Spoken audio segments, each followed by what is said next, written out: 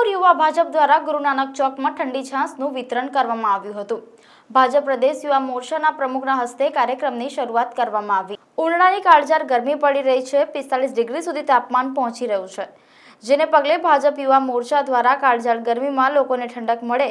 તે માટે છાશનું વિતરણ કરવામાં આવ્યું હતું, જેમાં પ્રદેશ ભાજપ પ્રમુખ પ્રશાંત કોરોટના હસ્તે સ્ટોલને ખુલ્લો મૂકી છાશનું વિતરણ કરવામાં આવ્યું હતું।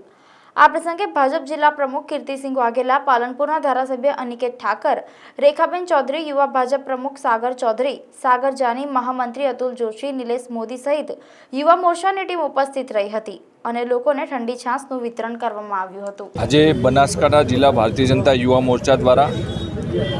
ગરમીની આ સિઝનની અંદર મફત છાશ વિતરણનું કેન્દ્ર અને સાથે સાથે ગરમીની અંદર પક્ષીઓને રાહત મળે એટલા માટે થઈને પક્ષીઓ માટે કુંડા વિતરણનું કાર્યક્રમનું આયોજન કરવામાં આવ્યું છે।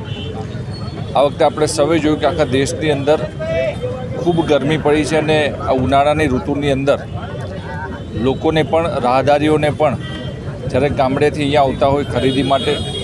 રાહદારીઓ અહીંથી પસાર થતા હોય ત્યારે એમને છાશ વિતરણ કરીને